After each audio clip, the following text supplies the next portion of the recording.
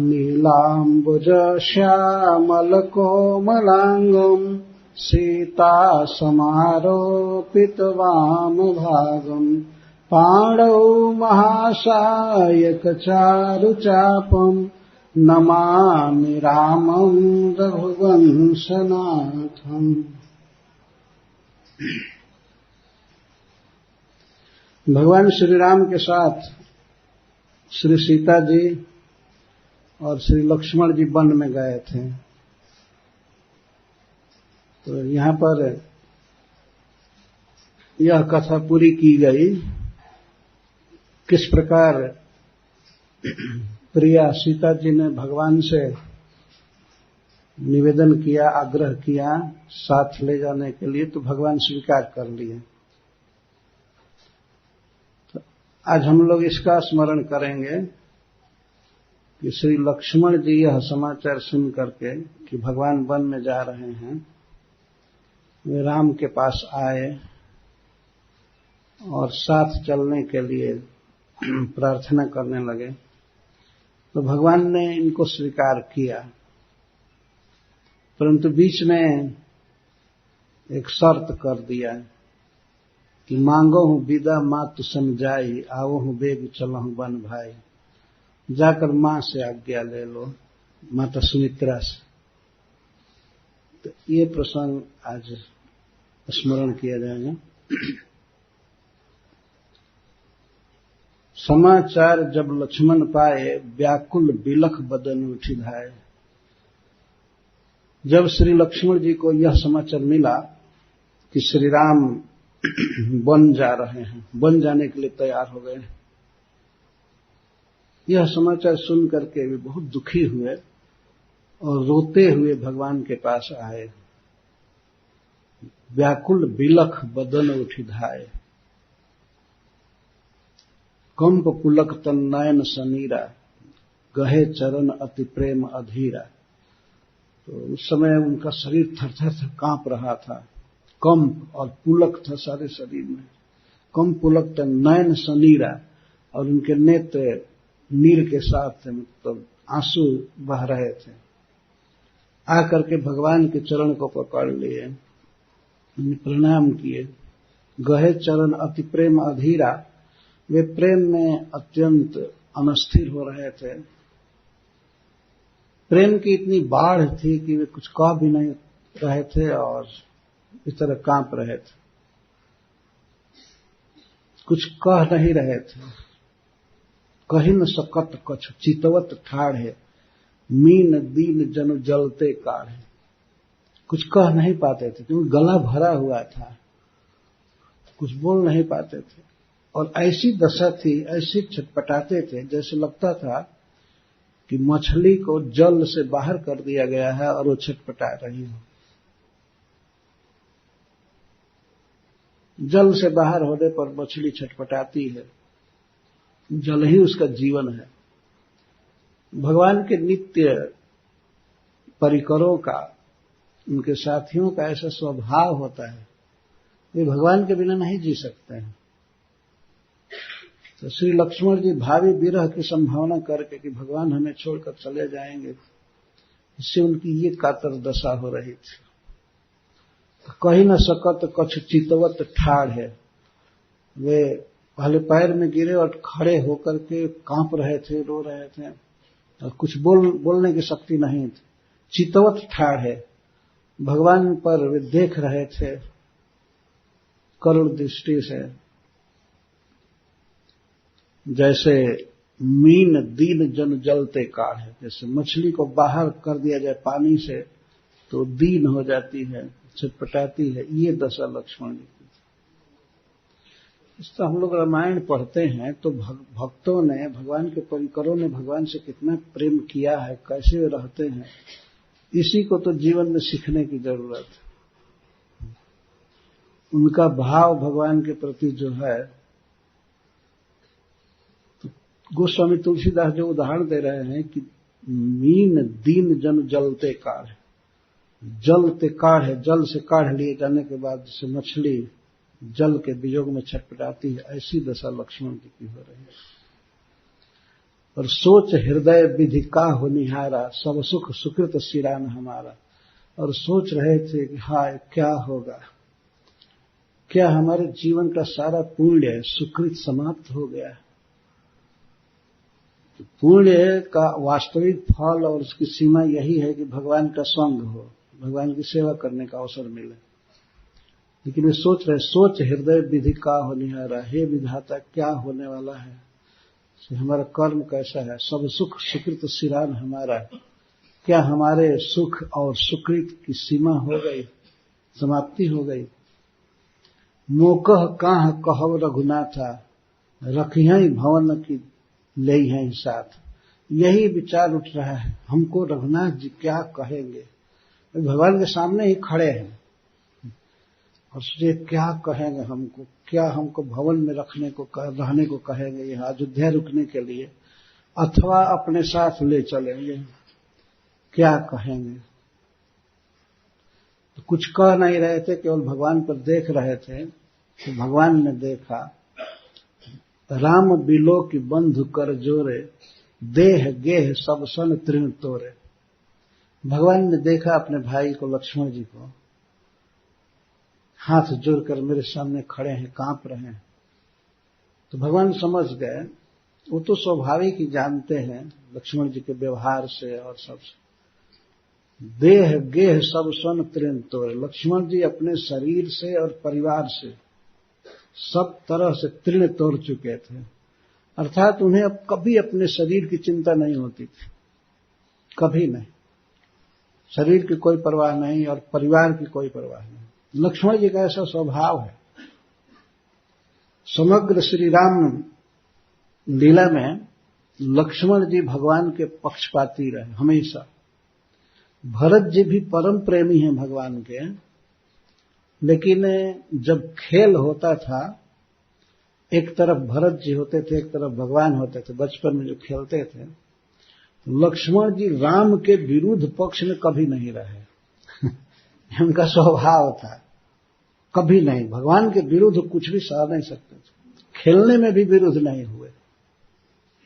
ऐसे भरत जी भगवान का मन रखने के लिए विरुद्ध में होते थे। जैसे श्री बलराम जी और श्री कृष्ण खेलते थे, दोनों विपक्ष होकर के, तो खेल थी, क्रीड़ा थी। लेकिन लक्ष्मण जी इसमें भी राम के विरोधी पक्ष में नहीं रहे।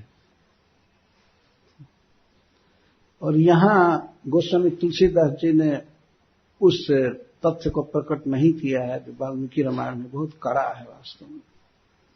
लक्ष्मण जी अब सुने कि भगवान वन में जा रहे हैं, बहुत क्रोध में हो गए, उनमें आवेश हो गया। वो तो संकर्षण है, शेषनाग के अवतार हैं।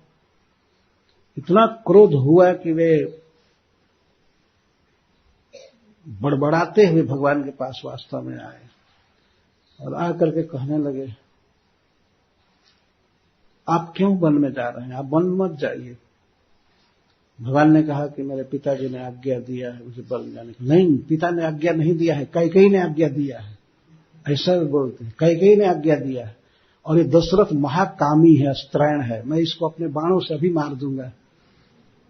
और भरत यदि आएगा विरोध करेगा तो उसको भी मार दूंगा। मैं सबको मार करके, यहां तक कि मंत्री आदि विरोध करेंगे तो सबको समर भूमि में परास्त करके मैं राज्य तिलक करूंगा। आपका राजा आप होंगे, राज आपका है। कौन होता है दशरथ, कौन होती है कौशल्या आपको वन में भेजने। भगवान इस बात को सुने,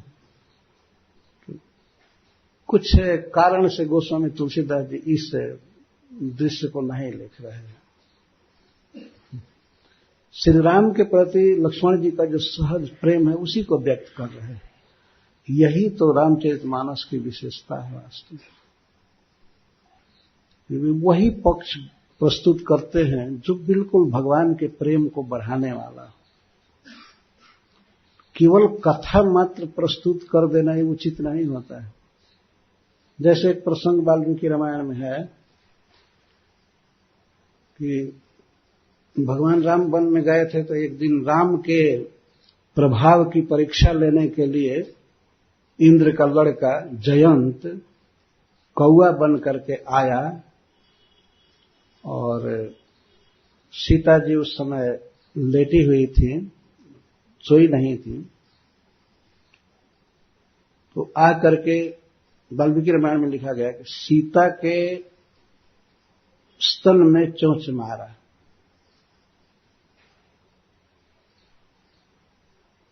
तो उसके बाद भगवान ने एक सामान्य बाण छोड़े, वो सारे लोगों में घूमता रहा, अंत में छोड़ दिए, शरण में आ गया। भगवान का बल देख लिया। लेकिन गोस्वामी तुलसीदास जी को इस प्रसंग को इतना सुंदर ढंग से लिखे हैं, सीता चरण चोंच हति भागा। उसी प्रसंग को लिख रहे हैं, विचार जरा कीजिए। सीता चरण चोंच हति भागा, सीता के चरण में चोंच से मारा, वो लिखते हैं। लेकिन यह भी अर्थ वाल्मीकि रामायण का जो कथानक है उसकी रक्षा की है, सीता को चरण और चोंच से मारा, ये भी अर्थ है। सीता चरण चोंच हति भागा, सीता को चरण से और चोंच से मारा। पक्षी का स्वभाव होता है, पैर से भी मारते हैं, चोंच से भी मारते हैं। कहां मारे इसको गोस्वामी तुलसीदास जी ने लिखा। ये शालीनता है, और इसीलिए यह ग्रंथ भारत में सबसे लोकप्रिय है, विशेषकर उत्तर भारत में। इसमें भगवान के प्रति शीलता, उनके स्वभाव आदि को बहुत अच्छे तरह से प्रस्तुत किया गया है। परंतु जो लोग पढ़े नहीं हैं, जानते नहीं हैं, वे नाना प्रकार की कुशंका किया करते हैं, तो करते रहें। लेकिन हम लोग तो भगवान की लीला का आस्वादन करते हैं वास्तव में। तो उस प्रसंग को गोस्वामी जी नहीं ले रहे हैं, भगवान के प्रति जो सहज प्रेम है लक्ष्मण जी का, उसी को व्यक्त कर रहे हैं। राम बिलो की बंधु कर जोरे, देह गेह सब सन तृण तोड़े। भगवान ने देख लिया कि इसको परिवार, माता पिता आदि से कोई मतलब नहीं है, और अपने शरीर की सुख सुविधा का भी कोई ध्यान नहीं है, सबसे तृण तोड़ चुका है। बोले वचन राम नय नागर, शील स्नेह सरल सुख सागर। भगवान श्री राम शील और सुंदर स्वभाव के, सरलता के समुद्र हैं और नीति में निपुण हैं। उन्होंने लक्ष्मण जी को कहा, तात प्रेम बस जनि कदरा हूं, समुझ हृदय परिणाम ऊंचा हो। प्रिय भाई, तुम इस तरह से अधीर मत बनो, इतना दुखी मत बनो, परिणाम बहुत मंगलमय होगा। भगवान ने सूचना दिया कि मैं वन में जा रहा हूं, तो इसका परिणाम बहुत अच्छा होगा। तुम इतना अधीर मत बनो, मेरे लिए इतना कातर मत बनो। भगवान समझा रहे थे लक्ष्मण जी को। समझाते समझाते उन्होंने ये कहा, मातु पिता गुरु स्वामी सिख, सिर धरि करहि सुभाय। लहै लाभ तिन्ह जन्म कर, न तरु जन्म जग जाय।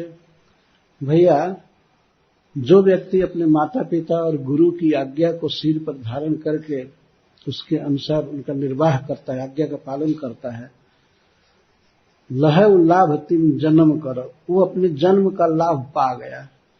जन्म का लाभ इसी में है कि माता पिता और गुरु की आज्ञा का पालन किया जाए। माता पिता गुरु स्वामी सिख, और स्वामी की आज्ञा।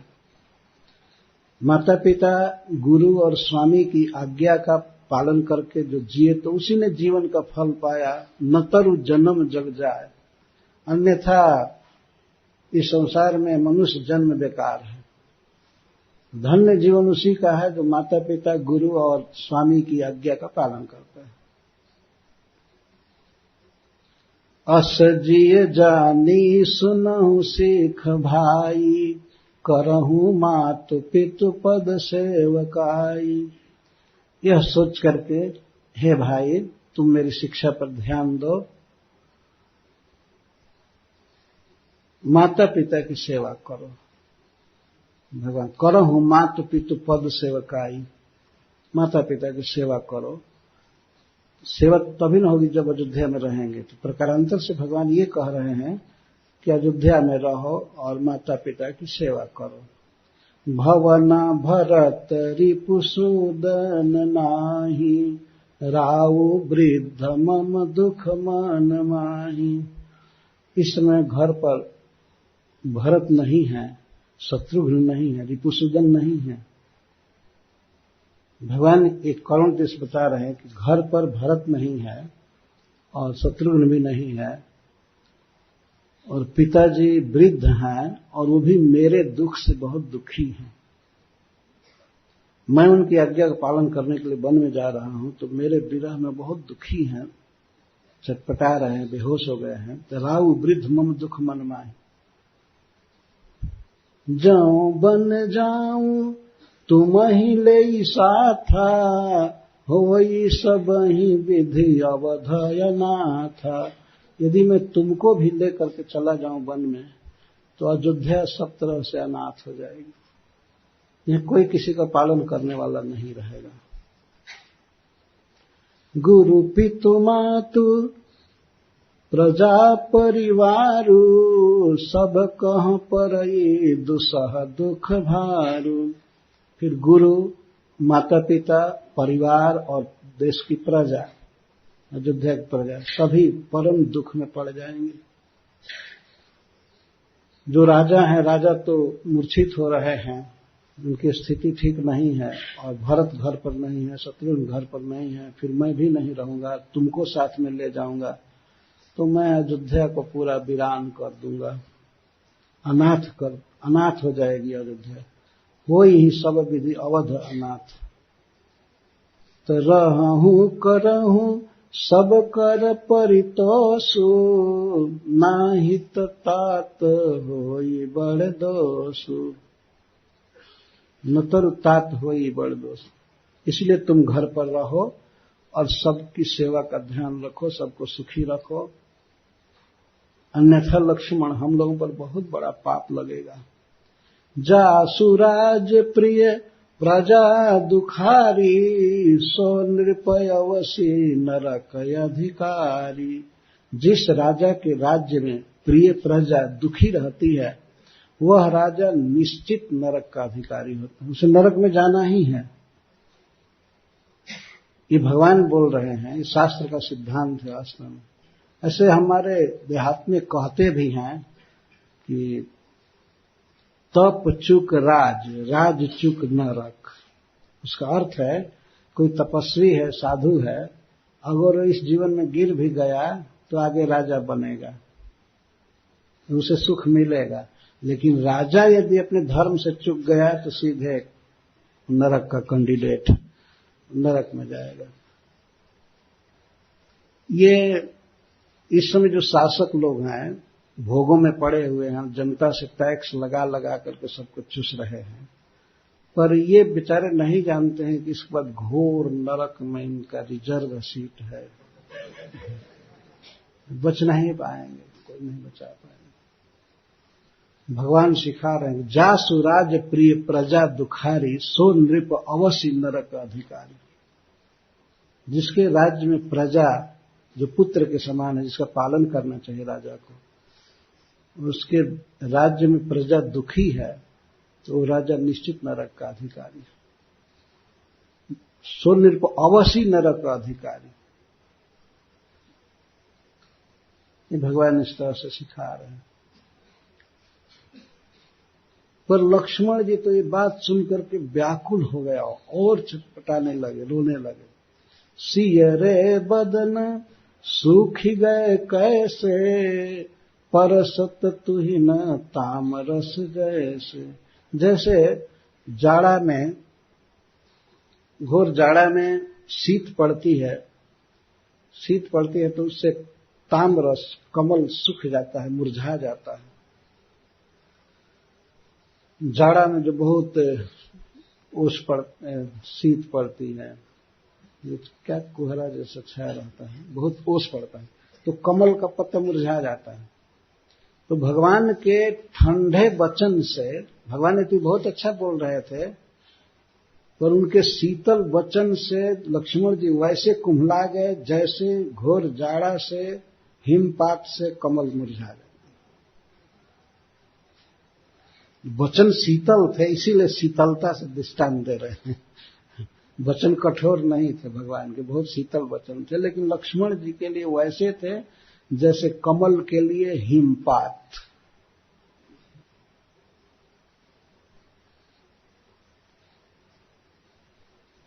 उतरन आवत प्रेम बस गहे चरण यकुलाय।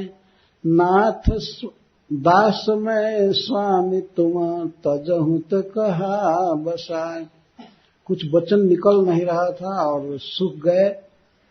भगवान के चरण को पकड़ लिए, गिर गए चरण में और यही कहे, हे नाथ, हे स्वामी, मैं आपका दास हूं, आप मेरे स्वामी हैं।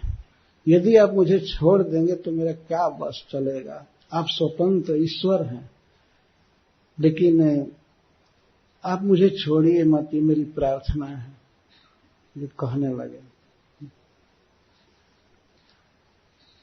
लक्ष्मण जी की उक्ति अद्भुत। चरण में गिर गए हैं, बिलख रहे हैं, रो रहे हैं और कहते हैं कि आप स्वामी हैं, सर्वतंत्र स्वतंत्र हैं, मैं सेवक हूं।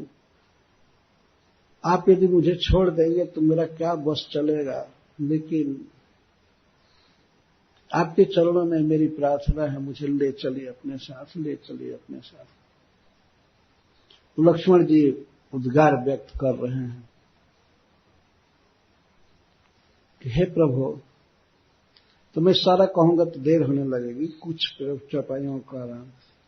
गुरु पितु मातुन जानऊ काहू, कहूं सुभाव नाथ पतियाहू।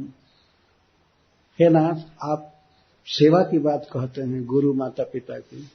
मेरा गुरु कौन है, मेरी मां, मेरा पिता कौन है, मैं जानता भी नहीं हूं। गुरु पितु मातु न जानऊ काहू, मैं किसी को कुछ नहीं समझता हूं, मेरा किसी से कोई संबंध नहीं और मैं स्वभाव अपना बोल रहा हूं। कहूं स्वभाव नाथ पतिया हूं। आप विश्वास कीजिए, मैं गुरु माता पिता आदि को कुछ नहीं जानता हूं।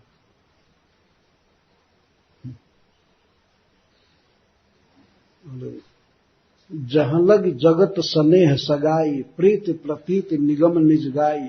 मोरे सबई एक तुम स्वामी, दीन बंधु उर अंतर जामी। जहां तक वेदों में वर्णन है, जो भी संबंध बताए गए हैं, ये मां है, ये पिता है, भाई है, गुरु है, सब कुछ है। जहां तक वेद वर्णन करता है और जहां तक संबंध का वर्णन किया है, संबंध और स्नेह का, प्रीति प्रतीत निगम निज गाई। कोई किसी के प्रति प्रेम करता है, विश्वास करता है, पर मैं जीवन में सीखा हूं, मैं क्या किया हूं, मोरे सबई एक तुम स्वामी। मेरे लिए आप ही सब कुछ है, आप ही मां हैं, आप ही पिता हैं, आप ही गुरु हैं, आप ही भाई हैं, आप सब कुछ हैं। मोरे सबई एक तुम स्वामी, दीन बंधु उर अंतर जामी। आप दीनों से स्नेह करने वाले हैं और सबके हृदय में भी रहते हैं। हमारे हृदय में क्या है इसको आप जानते हैं। मैं स्वप्न में भी किसी के प्रति कोई भाव नहीं रखता। मोरे सबई एक तुम स्वामी, मेरे तो एकमात्र आप ही हैं।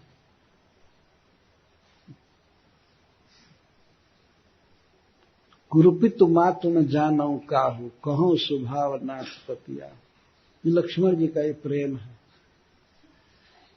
वास्तव में कई ऐसे अवसर हुए हैं जब लक्ष्मण जी के भाव व्यक्त हो गए हैं। राम को छोड़कर कुछ जानते ही नहीं। राम के विरोध में कोई भी कुछ भनक मात्र हुई तो इसे सह नहीं सकते। राम वन में चले गए, चित्रकूट पहुंच गए थे, तो भरत जी जा रहे थे भगवान को मनाने के लिए।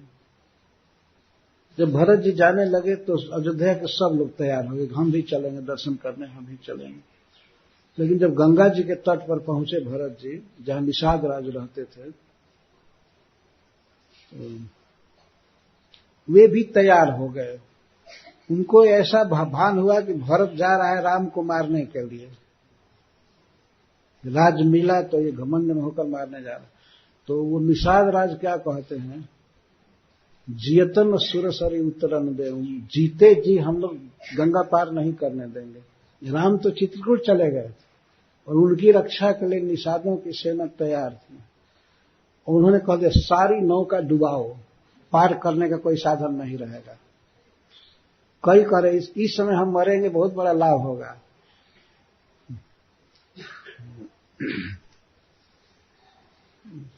सुरसरी तीर राम काज क्षण भंग, समर मरण, चार चीज बता रहा है निषाद। समर मरण पुनि सुरसरी तीरा, राम काज क्षणभंग शरीर। एक तो हम युद्ध में मरेंगे, युद्ध में मरने वालों की सदगति होती ही, और दूसरा गुण है कि गंगा जी का किनारा है, महातीर्थ में मरेंगे। और मरेंगे, जानते हैं कि अयोध्या का वो राजा है, भरत बहुत बलवान है, मरना होगा, लेकिन कोई बात नहीं, हम सब मरेंगे। तो समर मरण, युद्ध में मरेंगे, पुनि सुरसरी तीरा, राम काज, और तीसरा राम के काम के लिए मरेंगे। तो यही सबसे बड़ा सौभाग्य हमारा होगा। और ये शरीर तो क्षणभंगुर है ही, आखिर मरेगा ही, आज नहीं मरे कब मरे, कल मरे, लेकिन शरीर तो मरेगा ही, लेकिन आज सब मरेंगे अब युद्ध करके। वहां पर फिर समाधान हुआ, नहीं भरत जी मनाने जा रहे हैं, किसी ने खबर दिया तो सेटिल हो गया। तो भरत जी का उन्होंने स्वागत किया निषाद राज ने। फिर भरत जी आगे बढ़े, जब चित्रकूट के निकट पहुंचे तो किसी ने खबर दिया भगवान को, लक्ष्मण जी को, कि भरत बहुत बड़ा समाज लेकर के आ रहे हैं। तो सब जा रहे थे भगवान को मनाने के लिए, दर्शन करने के लिए, लेकिन लक्ष्मण जी के मन में शंका हुई कि शायद भरत राम से युद्ध करने आ रहा है।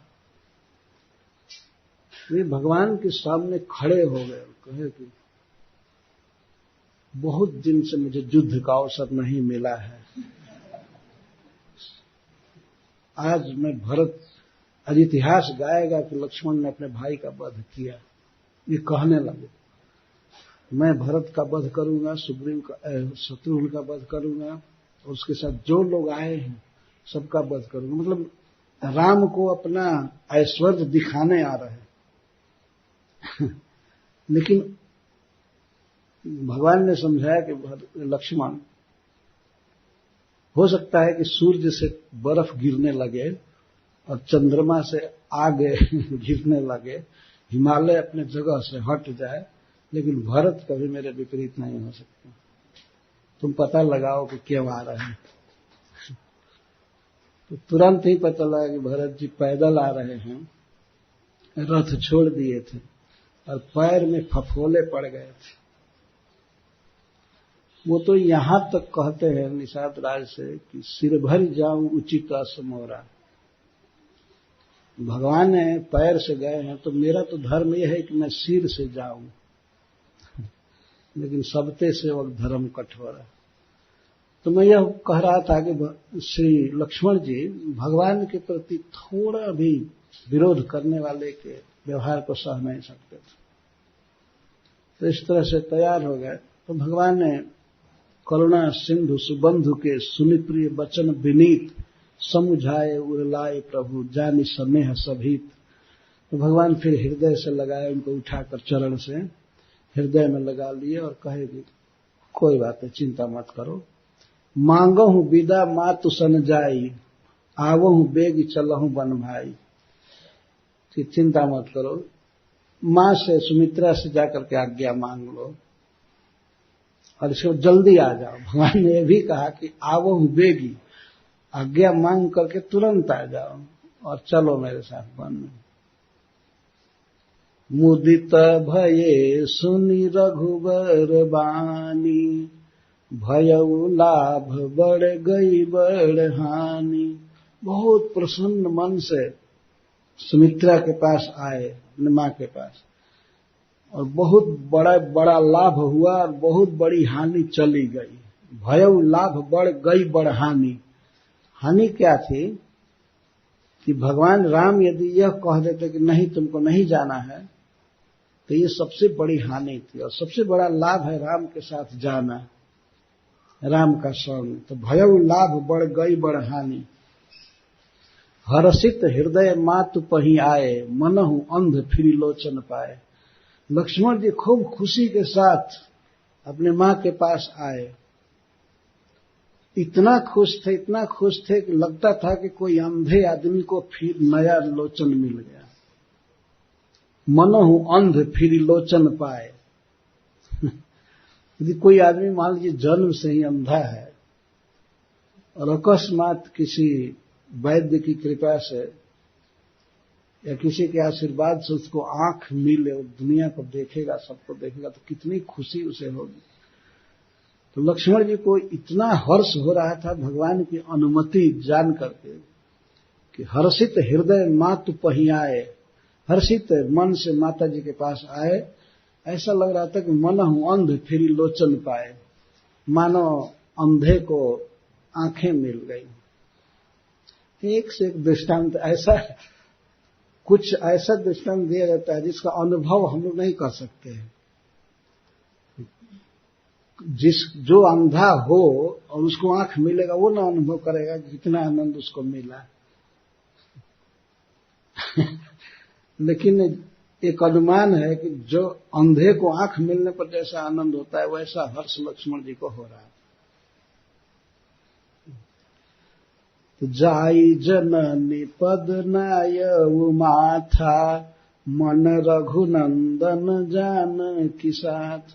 जाकर के माता सुमित्रा के चरण कमल में प्रणाम किए लक्ष्मण जी, लेकिन मन रघुनाथ जी के साथ था, सीता जी के साथ। जाई जननी पग नाय माथा, माथा सुमित्रा के चरण में था, लेकिन मन रघुनंदन जानकी साथ था। मन रघुनंदन के साथ था, जानकी के साथ, उन्हीं का चिंतन कर रहे थे, उन्हीं के साथ जाना चाहते थे। भगवान की आज्ञा पालन के लिए आ गए थे, माता को प्रणाम कर रहे हैं, तो माता से भेंट भी नहीं करना चाहते थे। तो भगवान ने कह दिया जाओ तो औपचारिकता पूरी कर रहे हैं। जाई जननी पग नायऊ माथा, मन रघुनंदन जानकी साथ। तो पूछी मातु मलिन मुख देखी, लक्ष्मण जी का चेहरा उतरा हुआ था, वो बहुत रोए थे। तो माता सुमित्रा पूछती है, बेटा क्या बात है? पूछी मातु मलिन मुख देखी, लखन कही सब कथा विषय की। तो लक्ष्मण जी सारी कथा सुना दिए कि ऐसी ऐसी बात है मां, कैकेयी ने वर मांगा है पिताजी से, पिताजी वचन दिए थे, 2 वर मांगा उसने, एक वर से भरत को राज और दूसरे वर से राम को वनवास। तो भगवान राम वन में जा रहे हैं, मैं उनके ये नहीं कहे कि मैं जाना चाहता, वन में जा रहे हैं, राम वन में जा रहे हैं, वनवास हो गया। तो सहनी सुनी उठी वचन कठोरा, मृगी देख जनु दव चहुओरा। वो बेचारी सुमित्रा चारों तरफ विपत्ति देख करके बिल्कुल घबरा गई। कठोर वचन सुन करके वैसे घबरा गई जैसे कोई मृगी, कोई हरिणी जंगल में ऐसी स्थान पर फंस गई हो ना, चारों ओर दवाग्नि लग गई हो। मृगी देख जनु दव चहुओरा, चारों ओर आग लग गई हो और भागने का कोई रास्ता नहीं। लखन लखेऊ भय अनरथ आजू, यही समय है बस कर बकर। जब सुमित्रा बहुत दुखी हुई ये सुन करके कि कैकेयी ने ऐसा वरदान मांगा है, तो लक्ष्मण जी कहने लगे बहुत अनर्थ हुआ, यहां नहीं आना चाहिए था। लखन लखेऊ भय अनरथ है आजू, आज अनर्थ हो गया, यही समय है बस करब काजू। ये स्नेह के बस में हो करके और मुझे रोकेगी, मुझे नहीं जाने देगी। अपने मां के दुख आदि पर कोई ध्यान नहीं है। और बेकार हुआ यहां आना। मांगत विदा मात सकुचाही, संग जाहि विधि देहि किनाई। फिर अब आज्ञा नहीं मांग रहे थे। तो भगवान ने कहा था कि मांगो विदा मात सन जाई, मां से आज्ञा मांगो, अनुमति लो। तो अब आज्ञा नहीं मांग रहे थे, क्योंकि अगर ये कहते कि मां तुम्हारी क्या आज्ञा है और कह देती तुम अयोध्या में रहो, तो ये उनके लिए महासंकट था। तो इसलिए विदा नहीं मांग रहे थे। मांगत विदा मात सकुचाही, संग जाहि विधि कहेगी नहीं, मुझे संग जाने को कहेगी कि नहीं कहेगी। और सुमित्रा तो बिल्कुल चकित हो गई विपत्ति सुन करके।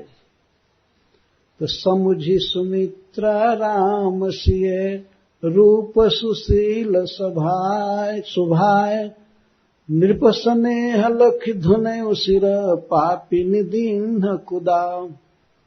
सुमित्रा सोचने लगी, वो राम का स्वभाव कितना सुंदर है, सीता कितनी सुशीला है,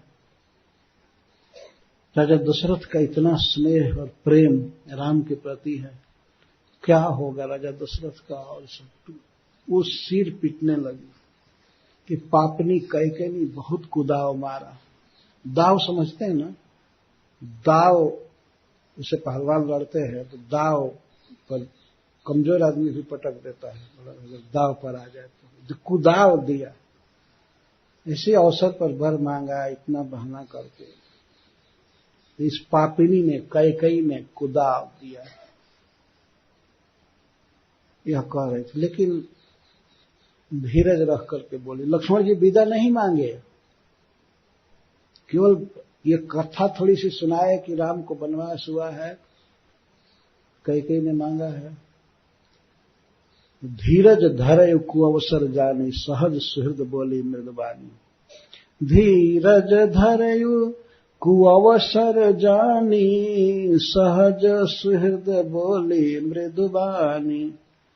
मां तो सहज सुहृद होती है बच्चे का, सहज हित करने वाली। तो स्वाभाविक ही हित करने वाली सुमित्रा धैर्य धारण करके यह वचन बोली। अद्भुत वचन है सुमित्रा का अपने पुत्र को समझाने में। तात तुम्हार मातु वैदेही, पिता राम सब भांति स्नेही। बेटा, तात कह रहे कि बेटा तुम्हारी वास्तविक मां सीता है और तुम्हारे वास्तविक पिता श्री राम। मां कह रही है तात तुम्हार मातु वैदेही, पिता राम सब भांति स्नेही।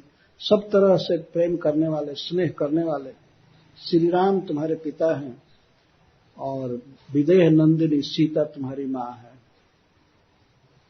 अवध तुहां जहां राम निवास, तहीं दिवस जहां भानु प्रकाश।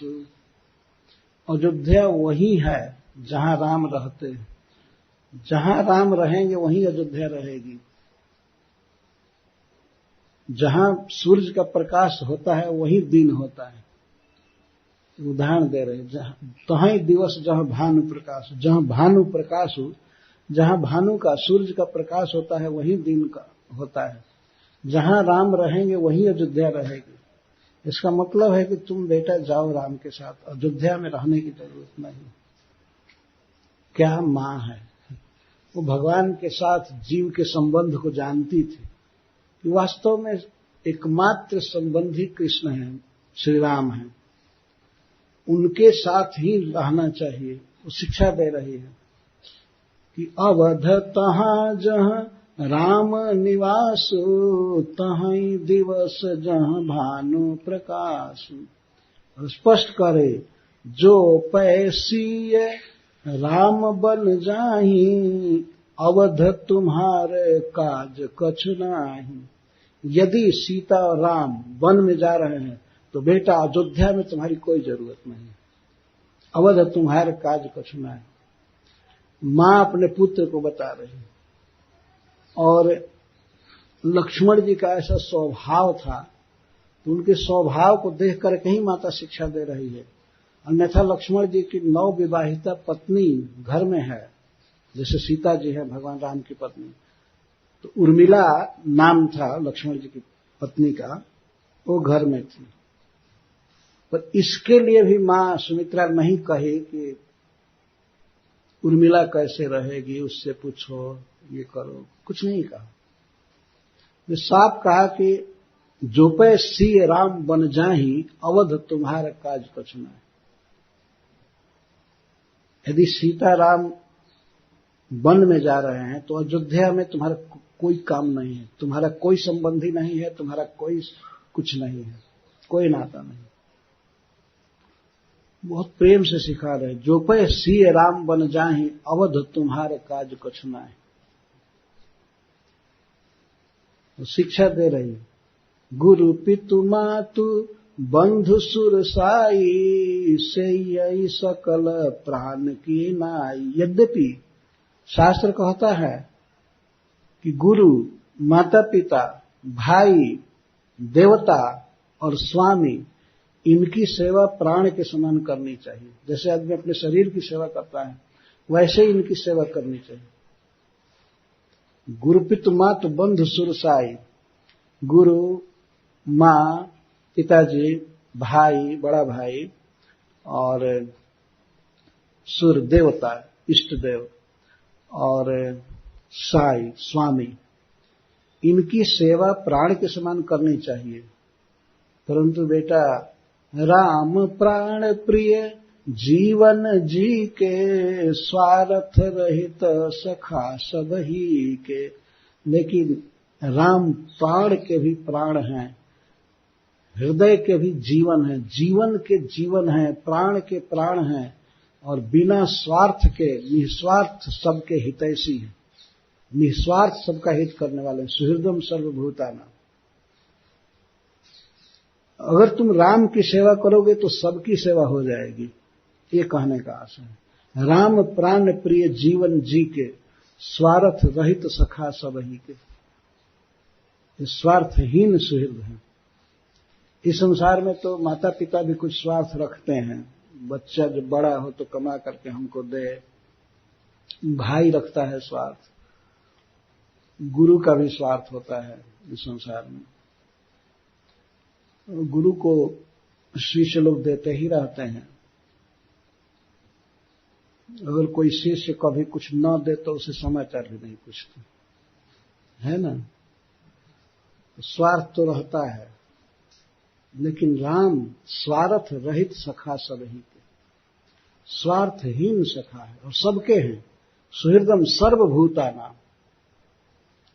न तो केवल मनुष्यानां, भगवान बोल रहे केवल मनुष्यों के नहीं, समस्त जीवों के सुहृद हैं भगवान। सबको सब कुछ दे रहे हैं, सबके हृदय में है, ज्ञान स्मृति विस्मृति सब कुछ दे रहे हैं। ये सिद्धांत बोल रही है माता सुमित्रा।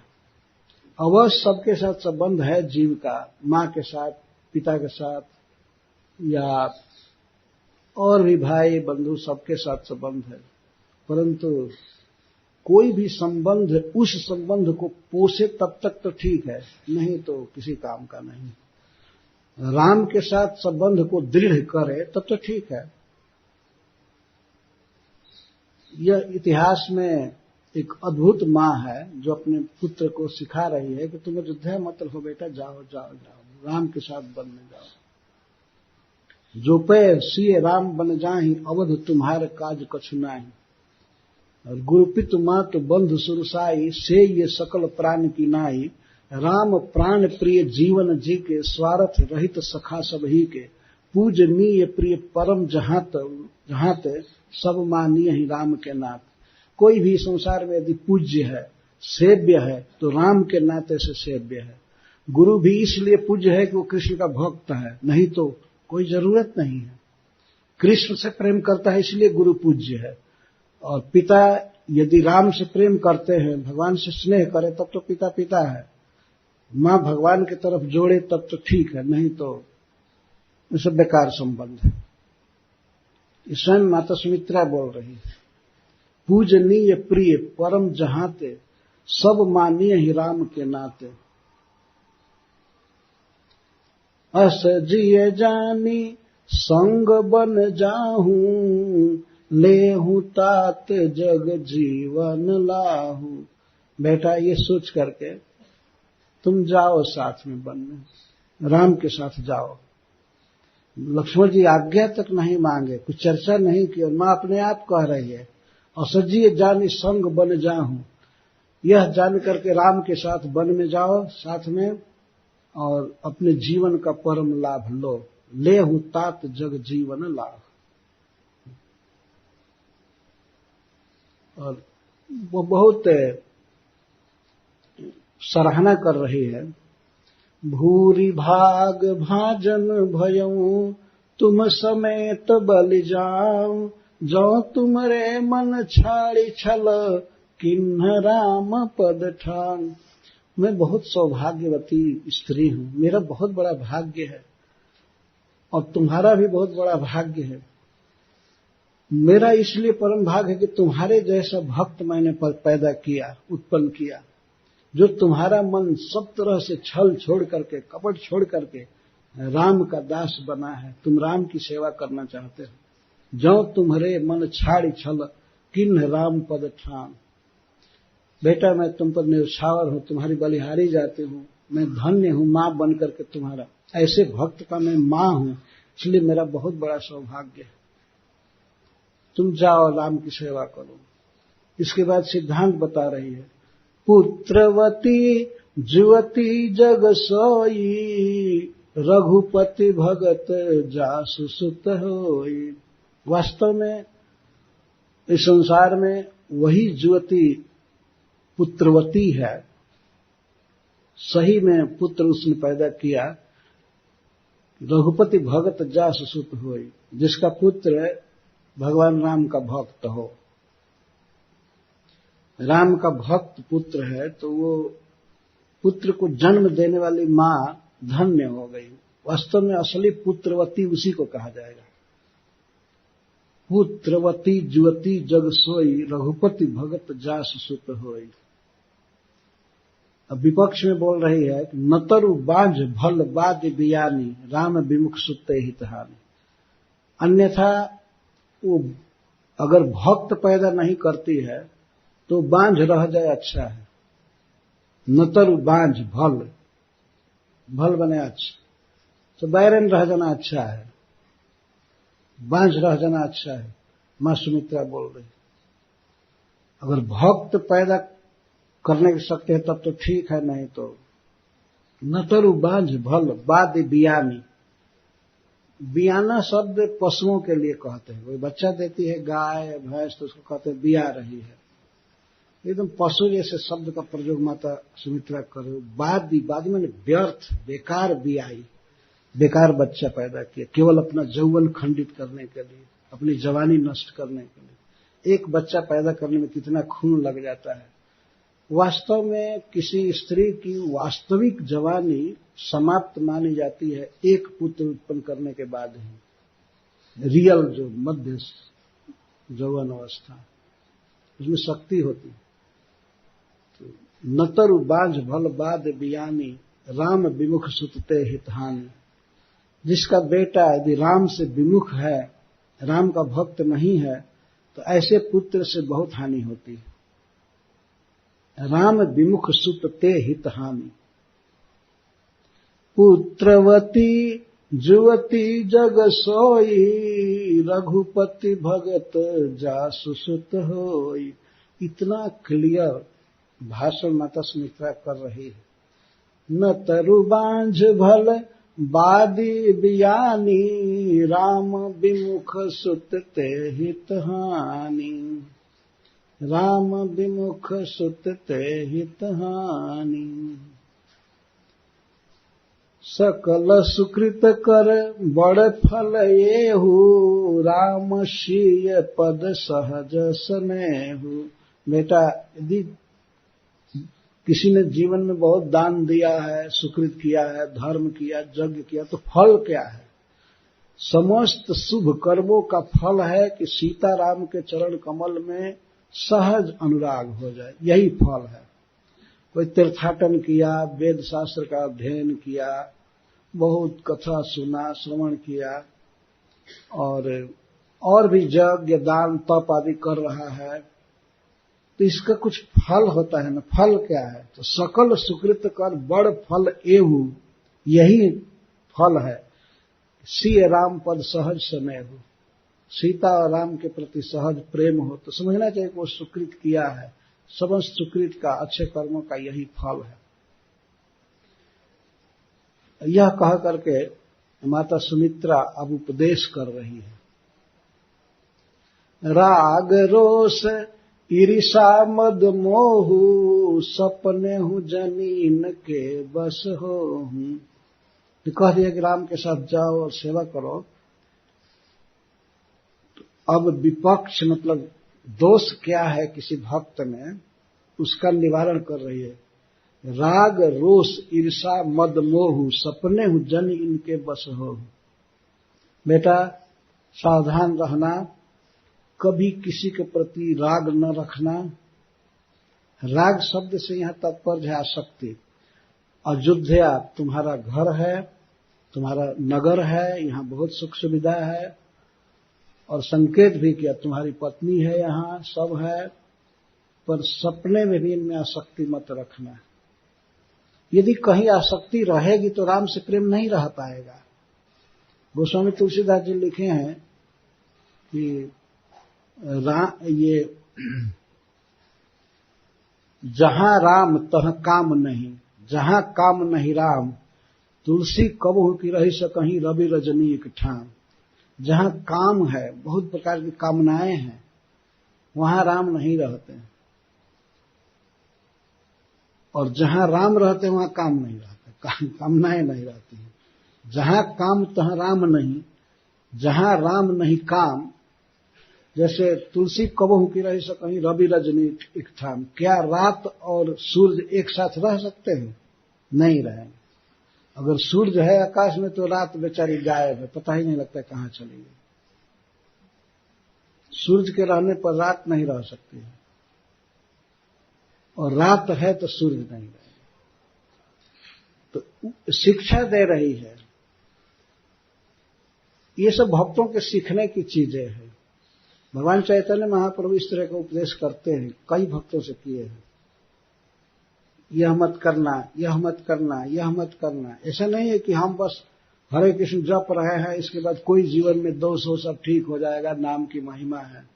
ये सब बहाना होता है वास्तव में। मां शिक्षा दे रहे लक्ष्मण जी को, और भगवान चैतन्य महाप्रभु शिक्षा दिए, कभी जिह्वा के लालच में मत पड़ना, भाल ना खाएगो और भाल ना पड़ीगो, ऐसा कहा। ये उच्चतम भक्तों को कह रहे हैं, जगत को शिक्षा देने के लिए। ये नहीं कि जिभ चटोरा बन करके जहां तहां खाया करो ये प्रसाद के नाम पर। कैसे वो आदमी अपने मन को अस्थिर रख पाएगा? प्रसाद का बहाना नहीं करना चाहिए। वो प्रसाद भी खाते खाते अब पिज्जा सीजा ये भी खाने लगे। इतना जिभ चटोर जो अपने जिह्वा को बस में नहीं रख सकता, तो क्या भक्ति करेगा? तो सामान्य भोजन से संतुष्ट नहीं हो सकता, और वो भी विरक्त ब्रह्मचारी। ये सब सोचने की बात। राग रोष ईर्षा मत मोह। तुम अयोध्या के सुख में कभी आसक्ति मत रखना, अपनी पत्नी का चिंतन मत करना। भगवान की भक्ति करनी है तो ऐसे करनी है। रोष, क्रोध मत करना, कभी कई की याद करके क्षुब्ध मत होना। कई के व्यवहार से कभी तुम क्षुब्ध मत होना, नहीं तो उससे भी डिस्टर्ब होता है, भगवान की सेवा नहीं हो पाएगी।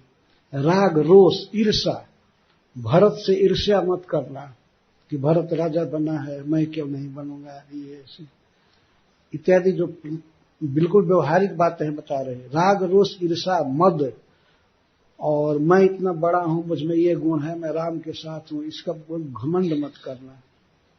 ये लौकिक गुण के कारण मैं राजा का पुत्र हूं, इसके चलते मद नहीं होना चाहिए। मोह, मैं राजा दशरथ का पुत्र हूं, या मैं अयोध्या का राजा हूं, ये हूं, ऐसे हूं, ऐसे इस प्रकार का अभिमान, अहम ममेति, ये नहीं होना चाहिए।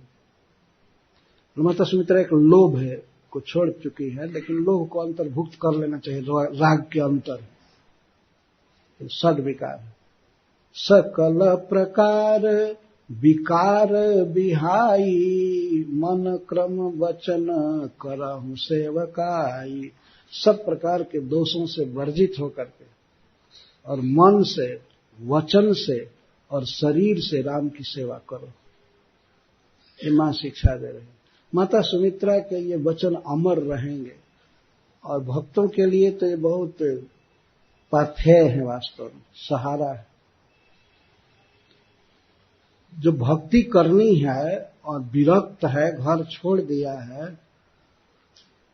कई तरह से विरक्त है, तो अब फिर परिवार और माता पिता की भी याद करके क्या करेगा? वो कृष्ण की याद करे। तो घर द्वार छोड़ दिए, भगवान की सेवा में आए, तो अब फिर माता पिता भाई आदि की याद करना ये ठीक नहीं होता है। शिक्षा स्वयं मां दे रही है। मां अगर ऐसे करे तो अपने को ही भूलने के लिए कह रही ना। तुम आ गए, गलती की है, तुमको आने की क्या जरूरत है? मां सुमित्रा यही कह रही है, बेटा तुमको हमसे क्या पूछने की जरूरत है? तात तुम्हार मात वैदेही पिता राम सब भांति सने। तुम्हारी माँ वैदेही है और पिता राम है, तो यही कहने का आशय था ना कि तुम्हें आए क्यों, क्या जरूरत है आने की। ये जो सब कुछ छोड़ करके भगवान की भक्ति में लगे हैं उनके लिए शिक्षा है, पर सब कुछ छोड़ करके लगे हैं तब यह नहीं कि अब विरक्त हो गए, जा करके कहीं लड़की ढूंढ रहे हैं और माता पिता की कोई सुधि नहीं है ना, ऐसे विरक्त नहीं होना चाहिए। कभी कभी तो कह देते माता पिता माया है, कहाँ लिखा गया कि माता पिता माया है? साक्षात माया देवी को तो लेकर के घूम रहे हैं, माता पिता माया है। माता पिता माया नहीं है, पत्नी को माया कहा गया है, ये शास्त्र कहता है। माँ माया होती तो भगवान चैतन्य महाप्रभु तक माँ की हमेशा सुधि लेते थे। विरक्त चूड़ामणि पूरी से रहकर माँ के लिए प्रसाद भेजते थे, वस्त्र प्रसाद, और जा करके भोजन किया करते थे। माँ उसको केवल स्फुरणा मानती थी लेकिन भगवान जा करके खाते थे। उन्होंने कहा था नित्यानंद प्रभु के साथ हमेशा रहूंगा, माता सची के साथ और किसके साथ, 4 व्यक्ति के साथ कहते मैं हमेशा प्रकट रहूंगा। तो माता पिता की सेवा की जा सकती है यथा योग्य, पर लक्ष्मण जी के लिए तो अब यह अयोग्य काम हो जाएगा। भगवान में ही उनको रचना रहना है, ऐसा ही उनका स्वभाव है। तो सकल प्रकार विकार विहाई मनक्रम वचन करहु सेवकाई।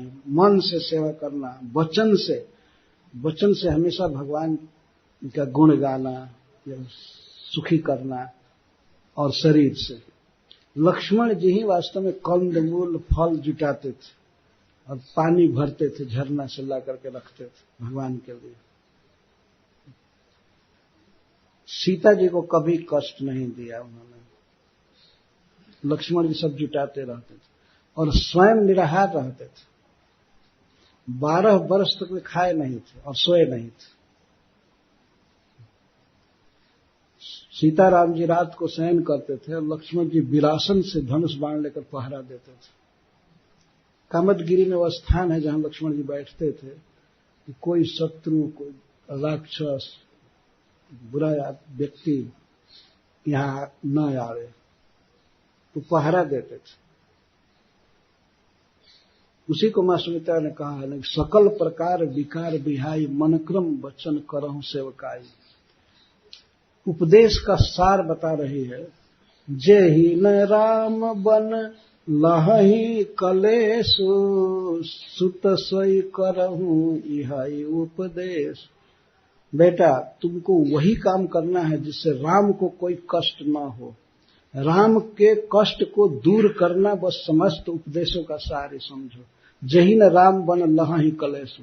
तुम्हारे जीवन का ये उद्देश्य होना चाहिए कि राम को कोई कष्ट न होने पावे, बल्कि सुख हो।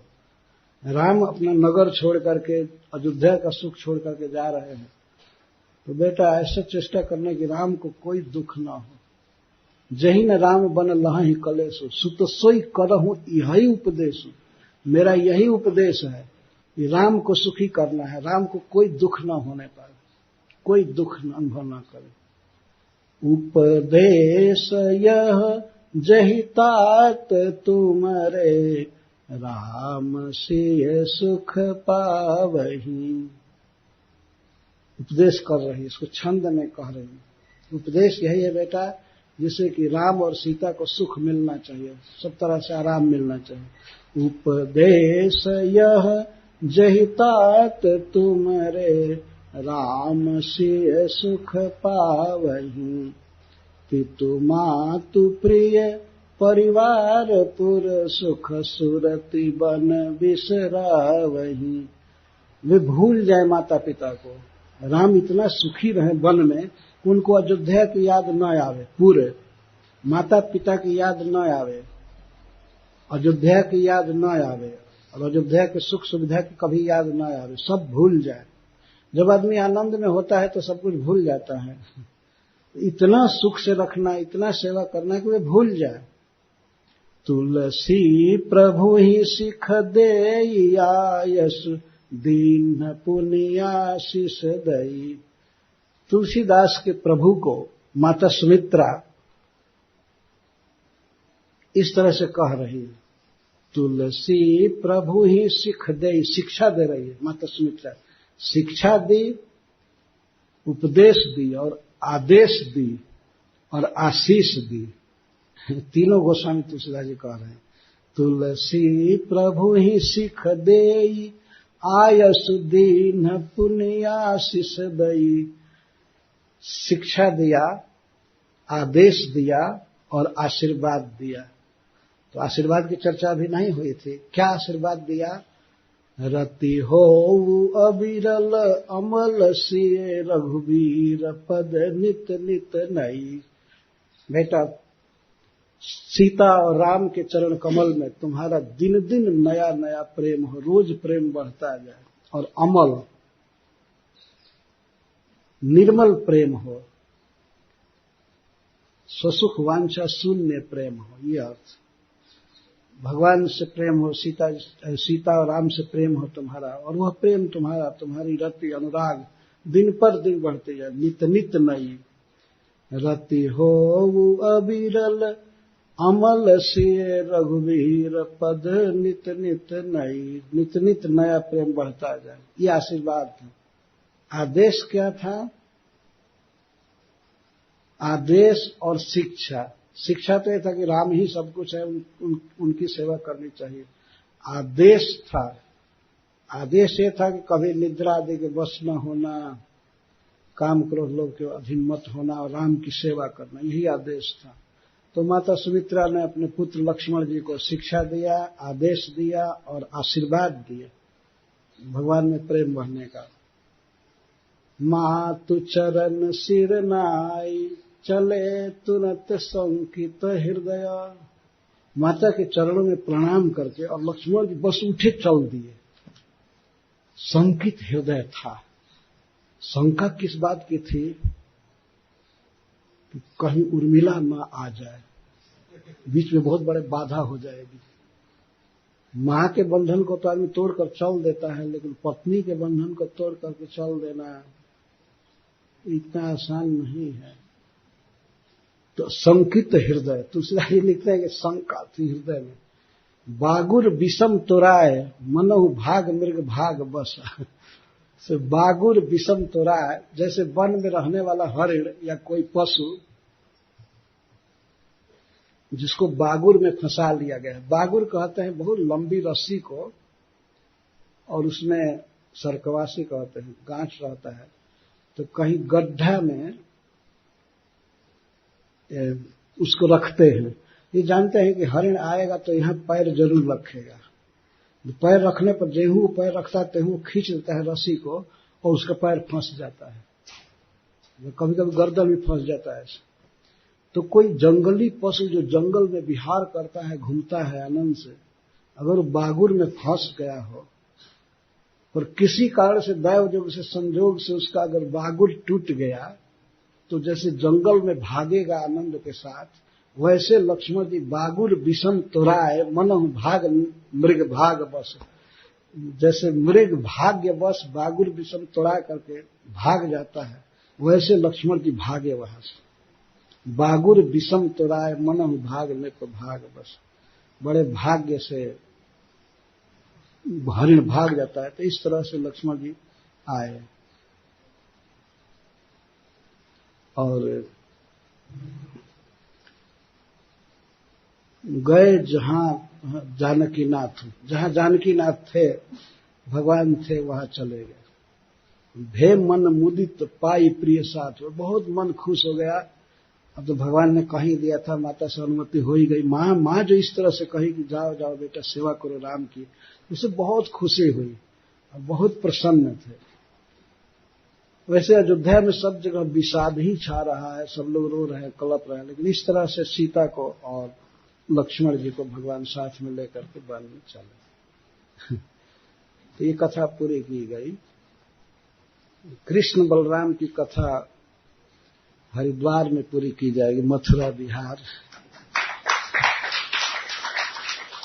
मथुरा में दोनों भाई किस तरह प्रवेश किए, किस तरह मथुरा में सब दृश्य देख रहे हैं, किस तरह कुबल्या पीड़ का वध किए, धनुर्भंग किए, सुदामा माली पर कृपा किए, रजक का वध किए और अंत में कंस के रंगशाला में किस तरह